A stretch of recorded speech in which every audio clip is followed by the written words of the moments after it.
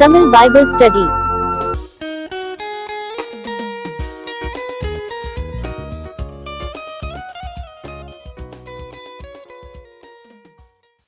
நியாயாதிபதிகளின் புஸ்தகம் 8ஆம் அதிகாரம். நியாயாதிபதிகள் 8. அப்பொழுது எப்ராயிம் மனுஷர் அவனை நோக்கி, கிதியோனை நோக்கி, இப்போ கிதியோனுடைய அந்த நியாயாதிபதிகள் புஸ்தகத்தில் கிதியோனுடைய அந்த பீரியடை குறித்து தான் நம்ம வாசிச்சுட்டு இருக்கோம். கொஞ்சம் அதிகமான ஸ்பேஸ் பார்த்திங்கன்னா கிதியோனுக்கு கொடுக்கப்பட்டிருக்கு, அவனுடைய நாட்களில் நடந்த சம்பவங்கள். இப்போ எப்ராயிம் மனுஷர் அவனை நோக்கி, நீ மீதியானியர் மேல் யுத்தம் பண்ண போகிற போது எங்களை அழைப்பிக்கவில்லையே, இப்படி நீ எங்களுக்கு செய்தது என்ன என்று அவனோட பலத்த வாக்குவாதம் பண்ணினார்கள். ஏன் இது ஞாபகம் இருக்கா உங்களுக்கு? லாஸ்ட் வீக் அட்டன் பண்ணவங்களுக்கு எப்படி?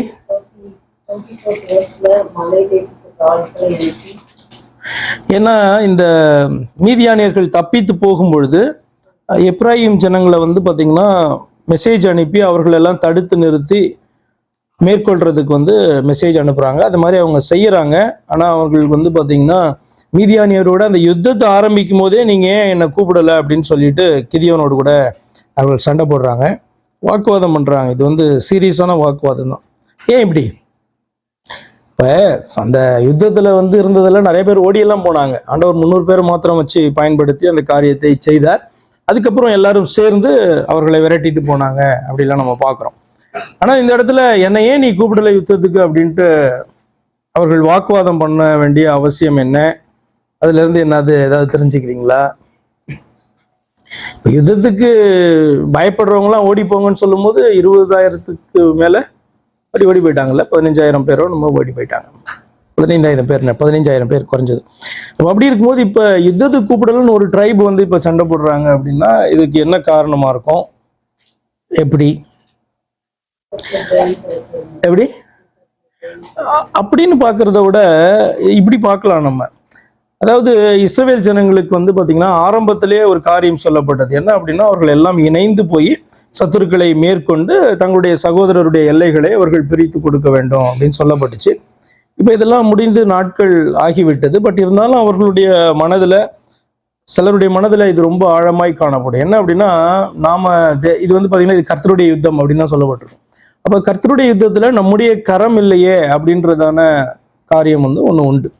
என்ன அப்படின்னு சொன்னால், இதில் அவர்களுடைய கரம் இருக்கணும், அவங்களுடைய பார்ட் இருக்கணும், அவங்க பார்த்தீங்கன்னா கை கோர்த்து செயினா செயல்படணும் அப்படின்ட்டு ஆண்டவர் விரும்பின காரியம். அப்போ அதில் அவர்களுடைய பார்ட் இல்லை, ஒரு பங்கு இல்லை அப்படின்னு சொன்னால் அது எப்படியாக பார்க்கப்படும்னா, அவர்கள் தங்களுடைய கோத்திரத்துக்கு வருகிற சாபமாக என்ன பண்ணுவாங்க பார்ப்பாங்க. இப்போ கர்த்தர் ஒரு காரியத்தை நமக்கு நியமிக்கிறார் அப்படின்னு சொல்லும் பொழுது நம்ம அதை செய்யணும். செய்யலை அப்படின்னா அது நமக்கு சாபமாகும் இல்லையா?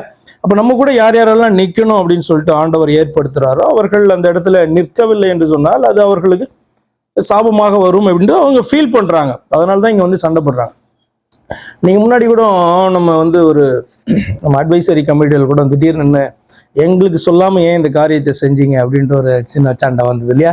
எங்களுக்கு சொல்லாமல் ஏன் செஞ்சீங்க, எங்களுக்கு சொன்னீங்கன்னா நாங்களும் செஞ்சுருப்போமே அப்படின்ட்டு.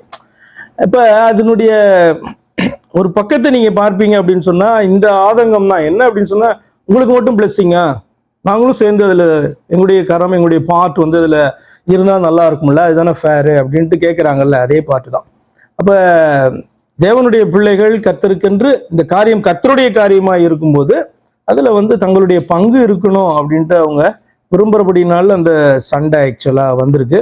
பட் கிதியோன் அந்த இடத்துல அவர்களை அவசியம்னு நினைக்கல, அல்லது பக்கத்தில் இருக்க ட்ரைப்ஸ் தான் உடனே உதவி செய்தாங்கன்னு நினைச்சானா என்னன்னு தெரியாது. பட் ஆனால் கூடினவர்களிலே நிறைய பேர் ஆண்டவர் டெலீட் பண்ணிட்டு நான் தான் சூஸ் பண்ணுன்ட்டு 300 பேர் மட்டும் சூஸ் பண்ணி என்ன பண்ணார், அந்த யுத்தத்தை ஆண்டவர் நடத்தினதை நம்ம பார்க்கிறோம். ஓகே, அதுக்காக தான் இவங்க சண்டைக்கு வராங்க. அதற்கு அவன், நீங்கள் செய்ததற்கு நான் செய்தது எம்மாத்திரம்? அபியேஸ்ரியரின் திராட்சப்பழத்தின் முழு அறுப்பை பார்க்கிலும் எப்ராயிமரின் மீதியான அறுப்பு அதிகம் அல்லவா? தேவன், அதனுடைய மீனிங் உங்களுக்கு புரியும் நினைக்கிறேன், இல்லைனா நான் சொல்றேன். தேவன் உங்கள் கையிலே மீதியானியரின் அதிபதிகளாகிய ஓரேபையும் சேபையும் ஒப்பு கொடுத்தாரே, நீங்கள் செய்ததிலும் நான் செய்யக்கூடியது எம்மாத்திரம் என்றான். இந்த வார்த்தையை அவன் சொன்னபோது அவன் மேலிருந்த அவர்களுடைய கோபம் ஆறிற்று. அபியேஸ்ரியரின் திராட்சை பழம் அப்படின்னா என்ன அர்த்தம்னா, அபியேஸ்ரியன் இவங்க அப்பா வந்து யோவாஸ் வந்து அபியேஸ்ரியன் அப்படின்ட்டு இருக்கும். போன அதிகாரத்தில் நீங்க பார்ப்பீங்க, அபியேஸ்ரியன் ஆகிய யோவாஸ். அப்ப நானும் என்னுடைய குடும்பத்தாரும் என்னோடு கூட இருந்ததான அந்த ஜனங்களுடைய அறுப்பை பார்க்கலும், அதாவது நாங்கள் செய்ததான காரியத்தை பார்க்கலும், நீங்க கடைசியில செஞ்சதானே, லாஸ்ட்ல தான் இவங்க பண்ணாங்க என்ன அப்படின்னா, அவர்களை போன அதிகாரத்துல கடைசியில சில வசனங்களுக்கு போனீங்கன்னா தெரியும், கடைசியில தான் எப்பிராயீம் புத்திரர்கள் அவர்களை வந்து தடுத்து நிறுத்தும்படியாக துறைக்கு எல்லாரும் போய் துறையை நீங்க காட் பண்ணிட்டுங்க போயிட்டு அப்படின்னு சொல்றதான காரியம். அப்ப அவர்கள் எங்கெல்லாம் தப்பித்து போக முடியுமோ அங்கெல்லாம் நின்று என்ன பண்ணாங்க, அவர்கள் எப்பிராமியர் அவர்களை தடுத்து நிறுத்தி அவர்களுடைய சேனாபதி 2 பேரையும் அவர்கள் என்ன பண்ணாங்க, கொன்றார்கள். அது பெரிய காரியம் அல்லவா? யுத்தம் எங்களால தொடங்கப்பட்டது, யுத்தத்துல வந்து பாத்தீங்கன்னா ஸ்டார்ட் பண்ணதும் ஜெயம் கொண்டதும் அவர்களை விரட்டிட்டு போகும்போது காரியத்தெல்லாம் நாங்க தான் செஞ்சோம். பட் நாங்க செய்ததை விட நீங்க பண்ணதான அந்த எண்ட் ரிசல்ட் வந்து பெருசு, அவருடைய சேனாபதிகளை நீங்களே முறியடித்தீங்க அப்படின்ற மீனிங்ல என்ன பண்றான் அவன் சொல்றான். அது ஒரு பொயட்டிக் டைம்ல சொல்றான். என்ன அப்படின்னா, அபியேசியரின் திராட்சை பழத்தின் முழு அறுப்பை பார்க்கிலும் எப்பிராயிமரின் மீதியான அறுப்பு அதிகம் அல்லவா? ஏன்னு சொன்னா இந்த லீடர்ஸ் 2 பேரையும் நீங்க எல்லாம் பிடிச்சிங்க கொன்னீங்க அப்படின்றதான காரியத்தை அவன் சொல்றான். அப்போ அவங்க அது வந்து அதுல வந்து சாட்டிஸ்ஃபை ஆயிடுறாங்க அவங்க. 4வது வசனம், கிதியோன் யோர்தானுக்கு வந்தபோது அவனும் அவனோடு இருந்த 300 பேரும் அதை கடந்து போய் விடாய்த்திருந்தும் சத்ருவை பின்தொடர்ந்தார்கள். அவன் சுக்கோத்தின் மனுஷரை நோக்கி, என்னோடு இருக்கிற ஜனத்திற்கு சில அப்பங்களை கொடுங்கள், அவர்கள் விடாய்த்திருக்கிறார்கள். நான் மீதியானியரின் ராஜாக்களாகிய சேபாவையும் சல்மூனாவையும் பின்தொடர்கிறேன் என்றான். அதாவது என்ன அப்படின்னு சொன்னா, அந்த அதிபதிகள் வந்து பிடிக்கப்பட்டார்கள், கொல்லப்பட்டார்கள். ஆனால் அந்த ராஜாக்கள் 2 ராஜாக்களும் மீதியாண்டிய ராஜாக்களை வந்து பாத்தீங்கன்னா இன்னும் துரத்திட்டு போறாங்க இவங்க. அப்ப சுக்கோத் என்கிறதான ஒரு இடத்துல வந்து அங்க இருக்கிற மனுஷர்களை பார்த்து, நாங்க டயர்டா இருக்கோம், எங்களுக்கு அப்பங்களை கொடுங்கள் அப்படின்ட்டு கேட்கிறாங்க. அவங்க சொல்ற பதில் வந்து 6வது வசனம், சுக்கோத்தின் பிரபுக்கள், உன் சேனைக்கு நாங்கள் அப்பம் கொடுக்கிறதற்கு சேபா சல்மோனா என்பவர்களின் கை உன் கைவசமாயிற்றோ என்றார்கள். இது அவர்கள் நார்மலாக பேசும்பொழுது இது ஒரு பெரிய விஷயமாக தோணாது. எத்தனையோ வருஷங்களா இது ஒரு பெரிய விஷயமா தோணாது. என்ன அப்படின்னா, யாராவது எழும்பி மீதியானியலுக்கு விரோதமாக போய் யுத்தம் பண்ண போறேன்ட்டு எழும்பினாலும் இப்படிதான் என்ன பண்ணுவாங்க, கிண்டல் அடிச்சிருப்பாங்க. ஆனா இந்த இடத்துல வந்து விஷயம் அப்படி அல்ல. கர்த்தர் வந்து ஒருவனை தெரிந்து கொண்டு அவனை எழுப்பி பெருங்கூட்டமாக கூடின ஜனங்கள்ல 300 பேரை மாத்திரம் செலக்ட் பண்ணி கர்த்தர் இந்த யுத்தத்தை நடத்துகிறபடினாலே இந்த பரியாசம் கிண்டல் வந்து சாதாரணமாக எடுத்துக்கொள்ளப்படாது. மற்ற நேரத்துல இப்படிப்பட்ட கிண்டல்கள் வந்து சாதாரணம். கிதியோன் எப்படி அவர்களை போய் மேற்கொள்ள முடியும், அவர்கள் உனக்கு வந்து அடிமை ஆயிட்டாங்களா, பிடிச்சிட்டியா நீ அப்படின்றதான கேள்வியை வந்து முன்னாடி கேட்டா அது கர்த்தரும் பெரிய விஷயமா எடுக்க மாட்டாங்க. ஆனால் கர்த்தர் வந்து இவனை சூஸ் பண்ணி அபிஷேகித்து அவன் மூலமாக இந்த யுத்தத்தை ஆண்டவர் ஆரம்பித்திருக்கிறபடினாலே இந்த இடத்துல இப்படி ஒரு சுக்கோத்தினுடைய பிரபுக்கள் வந்து சொன்னதான காரியம் வந்து பாத்தீங்கன்னா மிக மிக தவறான ஒரு காரியமாக மாறிடுச்சு. 7வது வசனத்துல, அப்போது கிதியோன் அவர்களை நோக்கி, கர்த்தர் சேபாவையும் சல்மூனாவையும் என் கையில் ஒப்பு கொடுக்கும் போது உங்கள் மாம்சத்தை வனாந்திரத்தின் முள்ளுகளாலும் நெரிஞ்சில்களாலும் கிழித்து போடுவேன் என்று சொல்லி அவ்விடம் விட்டு பெனுவேலுக்கு போறான். இப்ப இந்த காரியத்தை நீங்க பார்த்துட்டே வரும்பொழுது இன்னொன்னு படிச்சிடலாம். ஏன்னா அதே மாதிரி சம்பவம் இன்னொன்று இருக்கு. அவ்விடம் விட்டு பெனுவேலுக்கு போய் அவ்வூராரிடத்திலும் அந்தபடியே கேட்டான். சுக்கோத்தின் மனுஷர் பிரதியுத்தரமாக சொன்னபடியே பெனுவேலின் மனுஷரும் அவனுக்கு சொன்னார்கள். அப்பொழுது அவன் பெனுவேலின் மனுஷரை பார்த்து, நான் சமாதானத்தோடே திரும்பி வரும்பொழுது இந்த கோபுரத்தை இடித்து போடுவேன் என்றான். அப்ப இது வந்து ஏன் இவ்வளவு சீரியஸான ஒரு காரியத்தை அவன் வந்து சொல்றான். அதே மாதிரி வந்து பாத்தீங்கன்னா அவன் கொஞ்ச நேரத்துல செய்ய போறான் அவன். அப்படி இருக்கும்போது நமக்கு என்னென்ன காரியங்கள்லாம் வரும் அப்படின்னு சொன்னா, ஏன் இந்த ஜனங்களை மன்னிச்சிருக்க கூடாதா, சொந்த ஜனங்க தானே, மன்னித்திருக்க கூடாதா என்கிற ஒரு கேள்வி நமக்கு எழலாம். ஆனால் இது வந்து பாத்தீங்கன்னா நம்ம முன்னாடியே பார்த்துட்டோம், இதெல்லாம் நியாய தீர்ப்பு சம்பந்தமான காரியங்கள். மன்னிப்பு எது வரைக்கும் தான் கிடைக்கும், நியாய தீர்ப்பு துவங்குகிற வரைக்கும் தான் கிடைக்கும். இப்போ ஆண்டவர் வந்து அழிக்க போறாரு அப்படின்னு சொன்னா அந்த நேரத்துல மனம் வருந்தி கேட்கறதுல அர்த்தமே கிடையாது. அப்ப இதெல்லாம் நீங்க பார்க்கும் பொழுது கடைசி நாள்ல நடக்கிறதான அந்த நியாய தீர்ப்பும் அதனுடைய அழிவும் எப்படி அவிசுவாசிகளுக்கு உண்டாகும் அப்படின்ற காரியத்தை வந்து பாத்தீங்கன்னா இந்த யுத்தங்களில நம்ம பார்த்து கொண்டே வரும். அப்ப இந்த ஜனங்கள் வந்து பாத்தீங்கன்னா இதை விசுவாசியாம காணப்படுறாங்க. என்ன, கிதியோன் மேல நம்பிக்கை வைக்கல அப்படின்னு அர்த்தம் அல்ல. இது வந்து தேவனுடைய யுத்தம், அவர் தன்னுடைய ஜனங்களுக்காக செய்கிற யுத்தம் அப்படின்றதுல விசுவாசம் வைக்கணும். விசுவாசம் வைத்திருந்தால் இப்படிப்பட்டதான வார்த்தை என்ன பண்ண மாட்டாங்க. அப்ப அவர்கள் இந்த காரியத்தை விசுவாசிக்கவே இல்லை. நிச்சயமாக அந்த மீதியானுடைய ராஜாக்களை கிதியோன் மேற்கொள்ள முடியாது, இவனுடைய கூட்டம் மேற்கொள்ள முடியாது என்று அவர்கள் நம்புகிறார்கள். அதனாலதான் வந்து பாத்தீங்கன்னா இப்படி துணிச்சலான ஒரு வார்த்தையை அவங்க பேசுறாங்க. இங்க இந்த சுக்கோத்தின் பிரபுக்களும் பெனுவேலுடைய மனுஷரும் பாத்தீங்கன்னா அப்படி சொல்றாங்க. அப்ப 10வது வசனத்துல சேபாவும் சல்மூனாவும் அவர்களோட கூட அவர்களுடைய சேனைகளும் ஏறக்குறைய 15,000 பேர், 15,000 பேர் கர்கோலில் இருந்தார்கள். பட்டயம் உருவத்தக்க 120,000 பேர் விழுந்தபடியால், முன்னாடியே விழுந்துட்டாங்க, கிழக்கத்தியாரின் சகல சேனையிலும் இவர்கள் மாத்திரம் மீந்திருந்தார்கள். கிதியோன் கூடாரங்களிலே குடியிருக்கிறவர்கள் வழியாய் நோபாகுக்கும் எகிபேயாவுக்கும் கிழக்கே போய் அந்த சேனை பயமில்லை என்று இருந்தபோது அதை முறிய அடித்தான். சேபாவும் சல்மூனாவும், முன்னாடி ஒரு பேர் பார்த்திருப்பீங்க, அது சேபா கிடையாது, சேபை அப்படின்ட்டு இருக்கும், அது அவனுடைய அதிபதி. இந்த இடத்துல வந்து இந்த ராஜாவுடைய பேர் வந்து சேபா, இன்னொருத்தன் பேர் அல்மூனா. சேபாவும் அல்மூனாவும் ஓடி போனார்கள், சல்மூனாவும் ஓடி போனார்கள்.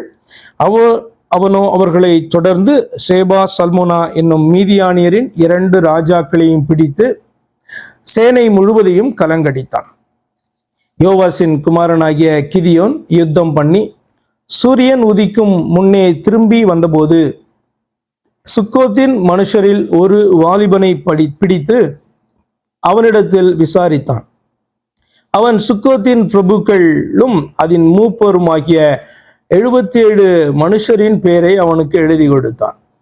அவன் சுக்கோத்து ஊராரிடத்துல வந்து, இதோ விடாய்த்திருக்கிற உன் மனுஷருக்கு நாங்கள் அப்பம் கொடுக்கிறதற்கு ஷேபா சல்மோனா என்பவர்களின் கை உன் கைவசமாயிற்றோ என்று நீங்கள் என்னை நிந்தித்து சொன்ன சேபாவும் சல்மோனாவும் இங்கே இருக்கிறார்கள் என்று சொல்லி பட்டணத்தின் மூப்பரை பிடித்து வனாந்திரத்தின் முள்ளுகளையும் நெரிஞ்சில்களையும் கொண்டு வந்து அவைகளால் சுக்கோத்தின் மனுஷருக்கு புத்தி வர பண்ணி பெனுவேலின் கோபுரத்தை இடித்து அவ்வூர் மனுஷரையும் கொன்று போட்டான். அப்ப இது நம்ம பார்த்து கொண்டு வரும் பழைய ஏற்பாட்டில் இப்படிப்பட்ட காரியங்களை பார்த்து கொண்டு வரும்போது உங்களுக்கு ஒரு கேள்வி வந்து வரும். ஆண்டவர் வந்து பாத்தீங்கன்னா ஏன் சவுலிடத்துல இப்படியாக ஆகாத்தை நீ கொல்லணும் அப்படின்னு சொன்னாரு, ஆகாக்குங்கிறதான ராஜாவை கொல்ல வேண்டும்னு சொன்னாரு. அதே மாதிரி கானானுக்குள்ள போகும் பொழுது வந்து பாத்தீங்கன்னா இந்த பட்டணங்களை சுட்டரிக்கிறதான காரியத்தை குறித்தும் முழுமையாக அவர்களை சங்கரிக்கிறதை குறித்தும் ஏன் பேசினார் அப்படின்ற கேள்வி வரும்போது அவர்கள் அந்த மன்னிப்பை பெறுகிற ஸ்டேஜ் அவங்க தாண்டிட்டாங்க அப்படின்றத நீங்க புரிந்து கொள்ளணும். ஏன்னா நியூ டெஸ்டமென்ட் டீச்சிங்கே எப்படி இருக்கும் அப்படின்னு சொன்னா, உன்னுடைய சத்துருவுக்கு என்ன பண்ணணும், நீ இறங்க வேண்டும், நீ அவனை மன்னிக்க வேண்டும், அவனுக்காக நீ வந்து ஜெபிக்க வேண்டும். இப்படியாக நீ வந்து நியூ டெஸ்டமென்ட் டீச்சிங்ல பார்ப்பீங்க. அது எதை குறிக்கிறது என்று சொன்னால், நம்முடைய சத்துருக்களாய் காணப்படுகிற ஜனங்களுக்கு கூட ஆண்டவர் என்ன பண்றாரு, அவர்கள் அந்த மன்னிப்பை பெறும்படியான டைம் வந்து வைத்திருக்கிறார். அப்ப அதுதான் வந்து இப்ப சுவிசேஷம் இன்னைக்கு அறிவிக்கப்பட்டு இருக்குல்ல, இந்த சுவிசேஷம் அறிவிக்கப்பட்டு இந்த உலகம் வந்து இன்னும் முடிவடையாம, அதாவது ஆண்டவர் வருகையினாலே இந்த உலகம் சங்கரிக்கப்படுவதற்கு முன்பாக நடக்கிறதான இந்த பீரியட், இது வந்து இந்த பீரியட்ல வந்து பாத்தீங்கன்னா கர்த்தர் வந்து நியாய தீர்ப்பை கொடுத்து உலகத்தை அழிக்க போறாரு அப்படின்னு சொல்லணும் கூடாது, நம்ம எடுக்கவே கூடாது.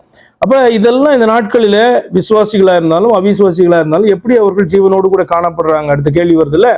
அப்ப விசுவாசிகள் ஜீவனோடு கூட காணப்படுறதற்கு நம்ம சிம்பிளா வந்து கர்த்தருடைய கிருபை அப்படின்னு நம்ம சொல்லிட்டு போயிடலாம். ஆனா அவிசுவாசிகளும் பாத்தீங்கன்னா விசுவாசிகளை போலவே ஜீவன் உள்ளவர்களாக அவர்கள் சுகபோகமாக இந்த உலகத்துல அவர்கள் வாழ்ந்து கொண்டு இருக்கிறார்களே. அப்ப தேவன் வந்து அவர்களை பார்க்கிறாரா, பார்த்தும் பார்க்காம இருக்கிறாரா, அவர்களுக்கு எப்போ வந்து தண்டனை கொடுப்பாரு, இப்படிலாம் நமக்கு தோணும்ல.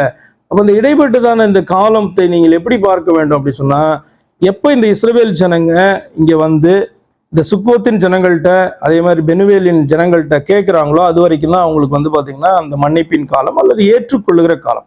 இப்போ இந்த இடத்துல ஏற்றுக்கொள்ளுகிறது, ஆண்டவரை ஏற்றுக்கொள்ளுகிறது அப்படின்னு சொன்னா என்ன அர்த்தம், ஆண்டவர் ஏற்படுத்தினதான அந்த யுத்தம், அதாவது கிதியோன் அவனுடைய சேனைகள் வந்து பாத்தீங்கன்னா அந்த மீதியானிய ராஜாக்களை துரத்தி போகிறார்கள். என்ன பண்ணா அவங்க விசுவாசிக்கணும், ஆண்டவர் வந்து நமக்கு ரட்சிப்பை கொடுக்க ஸ்டார்ட் பண்ணிட்டாரு. அப்படிதானே? இவ்வளவு நாட்கள் அவர்கள் வந்து சிறுமைப்பட்டு எத்தனையோ வருஷங்கள் காணப்பட்டார்கள் இல்லையா? இப்போ வந்து பாத்தீங்கன்னா நமக்கு ரட்சிப்பை வந்து கொடுக்கறதுக்கு ஆண்டவர் ஸ்டார்ட் பண்ணிட்டார். அப்ப ரட்சிப்பு ஸ்டார்ட் ஆகும்போது இன்னொரு பக்கம் வந்து அழிவு வந்து உண்டாகும். அப்படிதானே? இப்போ ஆண்டவர் வரும்பொழுது ரட்சிப்பு வந்து பாத்தீங்கன்னா ஜனங்களுக்கு என்ன ஆகும்? ஸ்டார்ட் ஆகும். அப்படிதானே? அழிவு வந்து பாத்தீங்கன்னா இன்னொரு பக்கத்துக்கு முடியும். அதாவது ஆண்டவர் வந்து பாத்தீங்கன்னா உயிர்த்தெழுதலை குறித்து பேசும்போது ஒரு கூட்டம் வந்து நித்திய ஜீவனை பெரும்படியாக எழுந்திருக்கும், இன்னொரு கூட்டம் நித்திய அழிவை பெரும்படியாக எழுந்திருக்கும் அப்படின்னு ஒரு இடத்துல சொல்றார். அப்ப கர்த்தர் வரும்பொழுது நாம இந்த காரியத்தை அறிந்திருக்கிறோம். என்ன அப்படி சொன்னா, கர்த்தர் வருகிற வரைக்கும் தான், அதாவது முதல் உயிர்த்தெழுதல் உண்டாகிற வரைக்கும் தான் இந்த உலகத்திலே காணப்படுகிறதான ஜனங்களுக்கு சுவிசேஷத்தை ஏற்றுக்கொள்ளுகிற நிராகரிக்கிறதான அந்த சாய்ஸ் காணப்படும். கர்த்தர் வந்துட்டாரு, முதல் உயிர்த்தெழுதல் உண்டாகிவிட்டது அப்படின்னு சொன்னா அதுக்கப்புறம் என்னதான் நடக்கும் அப்படின்னு சொன்னா, இந்த உலகம் அழிக்கப்படும், கூட இருக்க ஜனங்கள் எல்லாம் அவிசுவாசிகள் அழிக்கப்படுவாங்க, தேவ பிள்ளைகள் மாத்திரம் மறுரூபமாகி எடுக்கப்படுவார்கள்.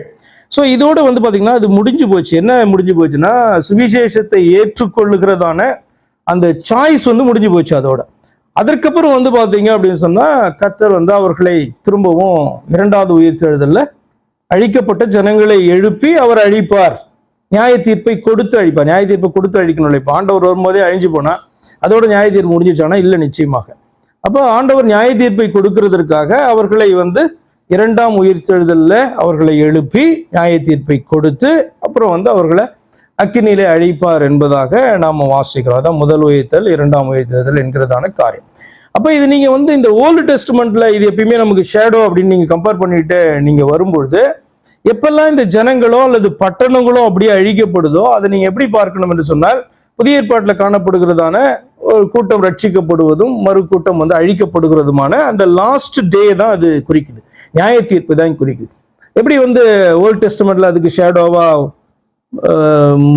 நோவாவினுடைய காரியம் சொல்லணும். நோவாவினுடைய காரியத்துல ரெண்டு காரியமும் ஒரே டைம்ல நடந்தது. என்ன அப்படின்னு சொன்னா, ரட்சிப்பும் அழிவும் ஒரே டைம்ல நடந்தது. ஒரு கூட்டத்துக்கு 8 பேருக்கு ரட்சிப்பும், இனி ஏற்றுக்கொள்ளாத மற்ற அத்தனை பேருக்கும் நான் அழிவும் அந்த அட் அ டைம் நடந்தது. ஸோ அதுதான் வந்து பாத்தீங்கன்னா நியூ டெஸ்ட்மெண்ட்லயும் கிரைஸ்ட் வரும்போது நடக்க போறதான காரியமும் அதுதான்.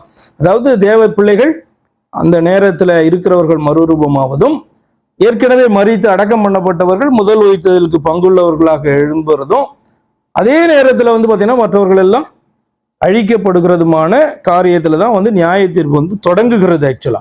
ஆனால் அவருடைய நியாய தீர்ப்பு எப்பதான் வந்து கம்ப்ளீட் ஆகுது அப்படின்னு கேட்டீங்க அப்படின்னு சொன்னா, டெஃபினட்டா இரண்டாம் உயிர்த்தெழுதலுக்கு.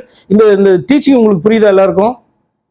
இது வந்து பாத்தீங்கன்னா ரொம்ப அழகா வெளிப்படுத்தல் விசேஷம் 20ஆம் அதிகாரத்துல காணப்படும் அந்த டீச்சிங். என்ன எப்படின்னா, ஆண்டவர் வரும்பொழுது தேவ பிள்ளைகள் வந்து எடுத்துக்கொள்ளப்படுகிறதான காரியம், மறுரூபமாகிற காரியம், மரித்திருந்தவர் கர்த்தருக்குள் மரித்திருந்தவர்கள் உயிரோடு எழுந்திருக்கிற காரியம் ஒரு பாட்டு, மற்றவர்களோடு பூமி அழிக்கப்படுவது ஒரு காரியம். ஆனால் அதோட முடிஞ்சிருச்சானா? இல்லை, டெஃபினட்டா இல்லை. அவர்கள் இரண்டாம் உயிர்த்தெழுதலுக்கு பங்குள்ளவர்களாக அவர்கள் எழுந்து நியாய தீர்ப்பை பெற்று அழிக்கப்படுகிற காரியத்தோட வந்து பாத்தீங்கன்னா இந்த இது பூர்த்தி ஆகும், கம்ப்ளீட் ஆகும். சரியா? ஓகே, இப்போ இங்க வருவோம்.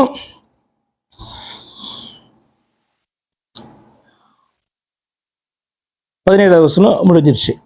பின்பு அவன் சேபாவையும் சல்மோனாவையும் நோக்கி, நீங்கள் தாப்போரிலே கொன்று போட்ட அந்த மனுஷர் எப்படிப்பட்டவர்கள் என்று கேட்டான். அதற்கு அவர்கள், நீர் எப்படிப்பட்டவரோ அவர்களும் அப்படிப்பட்டவர்களே, ஒவ்வொருவனும் பார்வைக்கு ராஜகுமாரனை போலிருந்தான் என்றார்கள். அப்பொழுது அவன், அவர்கள் என் சகோதரரும் என் தாயின் பிள்ளைகளுமாய் இருந்தார்கள், அவர்களை உயிரோடே வைத்திருந்தீரானால் உங்களை கொல்லாதிருப்பேன் என்று கர்த்தரின் ஜீவனை கொண்டு சொல்லுகிறேன் என்று சொல்லி தன் மூத்த குமாரனாகிய எத்தேரை நோக்கி, நீ எழுந்து இவர்களை வெட்டி போடு என்றான். அந்த வாலிபன் இளைஞனானபடியினாலே பயந்து தன் பட்டயத்தை உருவாதிருந்தான். அப்போது சேபாவும் சல்மோனாவும், நீரே எழுந்து எங்கள் மேல் விழும், மனுஷன் எப்படியோ அப்படியே அவன் பலனும் இருக்கும் என்றார்கள். கிதியோன் எழுந்து சேபாவையும் சல்மோனாவையும் கொன்று போட்டு அவர்கள் ஒட்டகங்களின் கழுத்துகளில் இருந்த சாந்து காரைகளை எடுத்துக்கொண்டான். இந்த சாந்து காரைகள் அப்படின்னு நீங்க இங்க பார்க்கும் பொழுது, அது என்ன சாந்து காரைகள் அப்படின்னா, இங்கிலீஷ் பைபிள்ல வாசிக்கும் போது ஆர்னமெண்ட் இருக்குல்ல, ஆர்னமெண்ட்ஸ். இப்போ ஆர்னமெண்ட்ஸ்னா என்ன? கோல்டு மற்ற விலை மதிப்பில்லாத காரியங்களை வைத்து செய்கிறதான, அணிகிறதற்கு செய்கிறதான எல்லாமே ஆபரணங்கள் அப்படி சொல்லலாம்ல, ஆர்னமெண்ட்னு. அப்ப அந்த மாதிரி தான் அங்க போட்டிருக்கு. அப்ப இந்த சாந்து காரைகளுடைய டிரான்ஸ்லேஷன் அப்படி போட்டிருக்காங்க. ஒட்டகங்கள்ல கழுத்துகளில என்ன பண்ணியிருக்காங்க, அதை வந்து மாடியான கிங்ஸுங்க.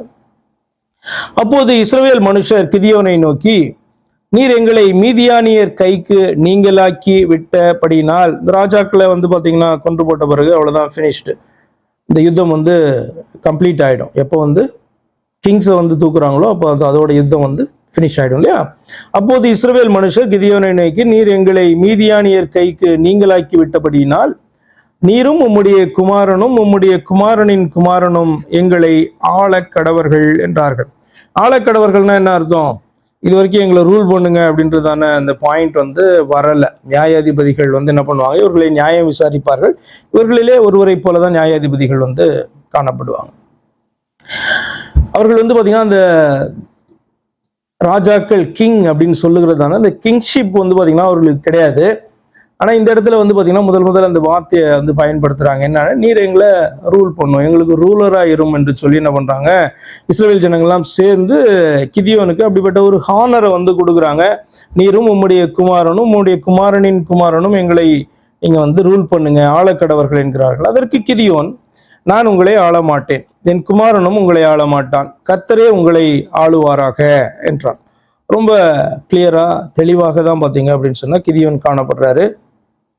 பின்பு கிதியோன் அவர்களை நோக்கி, உங்களிடத்தில் ஒரு காரியத்தை கேட்கிறேன், நீங்கள் அவரவர் கொள்ளையிட்ட கடுக்கன்களை என்னிடத்தில் கொண்டு வாருங்கள் என்றான். அவர்கள் இஸ்மவேலராய் இருந்தபடியினால் அவர்களிடத்தில் பொன் கடுக்கன்கள் இருந்தது. அப்ப இஸ்மவேலர்கள் வந்து பொன் கடுக்கன்களை போட்டிருப்பாங்க போலல, அது ஒரு டீட்டெயில் வருது. இஸ்மவேலராக இருந்தார்கள் அப்படின்னு சொன்னா இது எப்படி பார்க்கலாம் அப்படின்னு சொன்னா, இந்த இடத்துல மீதியானியர்கள் மட்டுமல்ல, கிழக்கத்தி புத்திரர் அப்படின்னு இருக்கும்ல, கிழக்கத்தி புத்திரர் இருந்தாங்க. எங்க இருக்குது போன அதிகாரத்துல? யாரெல்லாம் கூடி வந்தார்கள்? 7ஆம் அதிகாரத்துல 2வது வருஷம். அப்போது கர்த்தர் கிதியோனை நோக்கி, நான் மீதியானியர் உன்னோடு இருக்கிற சகல ஜனத்தின் ஓகே கொடுக்கறதுக்கு அதிகம். மேல ஃபர்ஸ்ட் வசனம் இல்லையா?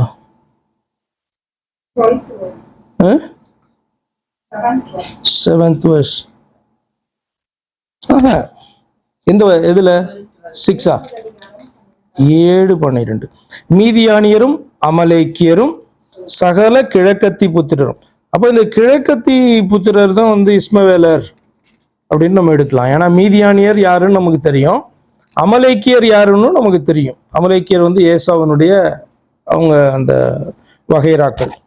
மீதியானியர் வந்து ஆபிரகாமுடைய இன்னொரு குமாரனுடைய வகைராக்கள் அல்லது அவனுடைய சந்ததியார். அப்போ இந்த கிழக்கத்தி புத்திரர், ஈஸ்டர்ன் பீப்புள் அப்படின்னு சொல்றது, கிழக்கத்தினா நீங்க இப்படிதான் பார்க்கணும். என்ன அப்படின்னா, இஸ்ரேல் தேசத்துல இருந்து கிழக்கு சைடு, இந்த பக்கம் பாபிலோன் எல்லாமே இந்த சைடு யோர்தானை தாண்டி வருகிறதான எல்லாமே. அப்ப கிழக்கத்தி புத்திரர் நிறைய பேர் இருந்தாங்க, லட்சத்து பேர் வந்து பாத்தீங்கன்னா அவர்கள் கொல்லப்பட்டார்கள். மீதி கொஞ்சம் பேர் தான் இருந்தாங்கன்ட்டு 8ஆம் அதிகாரம் 10வது வசனத்துல நம்ம வாசிக்கிறோம். 8ஆம் அதிகாரம் 10வது வசனத்துடைய 2வது பகுதியில பாத்தீங்கன்னா, பட்டயம் உருவத்தக்க 120,000 பேர் விழுந்தபடியால் கிழக்கத்தியாரின் சகல சேனையிலும் இவர்கள் மாத்திரம் மீந்திருந்தார்கள். அப்ப இந்த இஸ்மவேலர்கள் என்று சொல்லும் போது கிழக்கத்தி புத்திரர், இஸ்மவேலரும் மற்றவர்களும் இருந்திருப்பாங்க, பட் அதுல மெயினா வந்து இஸ்மவேலர்கள். அப்ப இஸ்மவேலர்களுக்கு இப்படி ஒரு ஹேபிட் காணப்பட்டுச்சு போல, பொன்கடுக்கன்கள் போடுறதான ஒரு ஹேபிட். 25வது வசனம், 8ஆம் அதிகாரம் 25வது வசனம். இஸ்ரவேலர் சந்தோஷமாய் கொடுப்போம் என்று சொல்லி ஒரு வஸ்திரத்தை விரித்து அவரவர் கொள்ளையிட்ட கடுக்கன்களை அதிலே போட்டார்கள். பிறை சிந்தாக்களும், அது என்னன்னு தெரியல, பிறை சித்தாக்களும் ஆரங்களும், ஆரம்னா தெரியும், இன்னைக்கு யூஸ் பண்றோம், ஆரம்ன்ற வேர்டு இன்னைக்கு யூஸ் பண்றதான ஒரு வேர்டு ஆர்னமெண்ட்டுக்கு. ஆரங்களும் மீதியானியரின் ராஜாக்கள் போர்த்து கொண்டிருந்த இரத்தாம்பரங்களும் அவர்களுடைய ஒட்டகங்களின் கழுத்துகளில் இருந்த சரப்பணிகளும். அப்ப ஒட்டகங்களை கழுத்துல சரப்பணிகள் அப்படின்னு சொன்னா அந்த கிராண்டா அதை வந்து டெக்கரேட் பண்ணி அப்படி கொண்டு வருவாங்க போல, ராஜா வந்து டிராவல் பண்ணி வர்றதில்ல. அதுல ஏன் ஒட்டகங்கள் அப்படின்னு சொன்னா, இதெல்லாம் டெசர்ட்ல வந்து நடக்கிறதுனால ஒட்டகங்கள். மற்றவைகளும் வைத்திருப்பார்கள், ரதங்கள்லாம் அவர்கள் வைத்திருந்தாங்கன்னு வாசிச்சிருக்கோம் முன்னாடியே. இரத்தாம்பரங்களும் அவருடைய ஒட்டகங்களின் கழுத்துகளில் இருந்த சரப்பணிகளும் அல்லாமல் அவன் கேட்டு வாங்கின பொன் கடுக்கன்களின் நிறை 1700 பொன் சேக்கலின் நிறையா இருந்தது. அப்ப எவ்வளவு பேர்கிட்ட இருந்து எடுத்திருக்காங்க பாருங்களேன். இப்ப இதெல்லாம் இல்லாம என்னது, மற்ற ஆர்னமெண்ட்ஸ் இல்லாம அந்த பொன் கடுக்கன்கள் மாத்திரம் வந்து எவ்வளவு, 1700 பொன் சேக்கலாய் இருந்தது. அப்படின்னா ஏறக்குறைய இது வந்து பாத்தீங்கன்னா 1700 பொன் சேக்கல் அப்படின்னா ஏறக்குறைய ஒரு 20 கிலோ கணக்கு இருக்கும். நீங்க அப்புறம் செக் பண்ணி பார்த்துக்கோங்க. ஒரு சேக்கல் வந்து எத்தனை கிராம்ஸ், 10 கிராம்ஸ் அந்த மாதிரி ஒரு அளவுக்கு வரும் அது. அப்ப இவ்வளவு பார்க்கும்போது நீங்க ஏறக்குறைய 20 to 22 கிலோ கிராம் வந்து அந்த பொன் கடுக்கன், கடுக்கன்னா இங்க போடுறதா, இங்க போடுறது இங்கயா, கடுக்கன்னா இங்கயா. அப்ப அந்த கடுக்கன் ஆனா மென்னு வந்து பாத்தீங்கன்னா ரொம்ப பெருசா போட்டிருக்க மாட்டாங்க, சின்னதா தான் இருந்திருக்கும். அப்ப எவ்வளவு பேரை வந்து பாத்தீங்கன்னா அவங்க கொன்று கொள்ளையிட்டு இருக்காங்கன்னு பாத்தீங்கன்னா ரொம்ப ஆச்சரியமா இருக்கும். அந்த எப்படி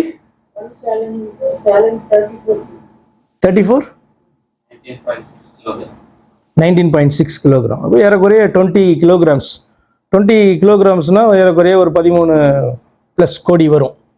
இன்னைக்கு பார்க்கும்போது 13+ கோடி ரூபாய் வரும். அப்போ வந்து பெரிய ஒரு அமௌண்ட். அது மாத்திரம் இல்லை, வேற இதையும் பார்த்தீங்கன்னா மிக்ஸ் பண்ணாங்கன்னா அது எவ்வளோ வந்திருக்குன்னு தெரியல, பயங்கர பெருசு. சரி, ஓகே. அதனால் கிதியோன் ஒரு ஏபோத்தை உண்டாக்கி, ஏபோத்துனா தெரியுமா உங்களுக்கு? ஏபோத்துனா என்ன அப்படின்னு சொன்னா அந்த அவுட்டர் கவரிங், அதாவது இந்த ப்ரீஸ்ட், ஹை ப்ரீஸ்ட் போடுறதான அந்த அவுட்டர் கவரிங் பேர் தான், மேலே ஜாக்கெட் மாதிரி போடுறதான அதுக்கு பேர் தான். நான் நினைக்கிறேன் அது வந்து ஃபுல் இதாக இருக்காது, இப்படி இருக்கும்னு நினைக்கிறேன். எனக்கு அது நீங்கள் செக் பண்ணிக்கோங்க. ஆரோனுடைய கார்மெண்ட் வந்து எப்படின்னு நீங்கள் போட்டிங்கன்னா பிக்சராகவே அழகாகவே உங்களுக்கு இப்போல்லாம் நெட்டில் வந்து படமே எடுத்து போட்டிருப்பாங்க. ஆரோனுடைய ஹை ப்ரீஸ்ட் ஆரோன் கார்மெண்ட்ஸ் அப்படின்னு போட்டிங்கன்னா ரொம்ப அழகாக உங்களுக்கு வரும். அது பயங்கர ஸ்பெஷலாக வந்து ஆண்டவர் என்ன பண்ண சொன்னார். ராஜா கூட அப்படிலாம் கிடையாது, பயங்கர ஸ்பெஷலாக ரொம்ப அட்ராக்டிவாக அது வந்து பார்த்தீங்கன்னா ஆரோன் அப்படி தனியாக வந்து தெரியும். அந்த இது போட்டால் யாருக்குமே அந்த இது கிடையாது. அப்போ அந்த ஏபோத்தை வந்து பார்த்தீங்கன்னா அஃப்கோர்ஸ் அதில் சணல் நூல் ஏபோத்துன்னு இருக்கும், கேள்விப்பட்டிருக்கீங்களா? கர்த்தருடைய சமூகத்துக்கு போனால் இவ்வளோ அலங்காரம்லாம் கிடையாது. மற்ற டைம் ஆரோனுடைய ட்ரெஸ் பார்த்தீங்கன்னா அப்படி இருக்கும், அவனுடைய க்ரௌனு, அவனுடைய ட்ரெஸ் எல்லாம் பார்த்தீங்கன்னா அப்படி இருக்கும். ஆனால் கர்த்தருடைய சமூகத்துக்கு போகும்போது இதெல்லாம் கைடி வச்சுட்டு அவன் என்ன பண்ணால் சணல் நூல் ஏபோத்தை தரித்து கொண்டு கர்த்தருடைய சமூகத்துக்கு போயிட்டு அவன் என்ன பண்ணான், பலிகளை செலுத்தி உள்ளே கொண்டு போவான் சணல் நூல் தான். அதுதான் நீங்க பாப்பீங்க, தாவீதனுடைய அவனுடைய நார்மல் ட்ரெஸ்ஸை கூட அவன் கழட்டிட்டு என்ன பண்ணுவான், கர்த்தருக்கு முன்பாக அவன் ஆடும் பொழுது இந்த சணல் நூல் இதை வந்து ஏபோத்தை தரித்து கொண்டு தான் அவன் ஆடுவான். எல்லாம் கிண்டல்லாம் கூட பண்ணுவாங்க. பட் என்ன அப்படின்னு சொன்னா கர்த்தருக்கு முன்பாக அட்ராக்டிவான காரியங்கள் அலோடே கிடையாது. நீங்க இப்படி பார்ப்பீங்க. என்ன அப்படின்னு சொன்னா ஆல்டர் அப்படின்னு சொல்றோம்ல, அந்த பலிபீடம், அந்த பலிபீடத்தை கர்த்தர் வந்து ஸ்பெஷலா அந்த கல்லுல பண்ணும்போது கூட அதை நீ பாலிஷ் பண்ணவே கூடாது, அப்படியே வெட்டி எடுக்கப்பட்டதான அந்த கல், அதில் உளியே படக்கூடாது அப்படின்னு சொல்லுவாங்க கர்த்தர். அப்போ அது ஏன் அப்படின்னு நீங்கள் யோசித்து பார்த்தீங்கன்னா கல்லில் ரொம்ப அழகாக என்ன பண்ணலாம், அதை வந்து நம்ம டிசைன் பண்ணலாம். இப்போ இதெல்லாம் வந்து பார்த்தீங்கன்னா ஐகானிக்கான இடம். இதுக்கு வர்ஷிப் சென்டர்ஸ் அப்படிதான் சொல்லணும். இது வர்ஷிப் சென்டர் ஆக்சுவலாக.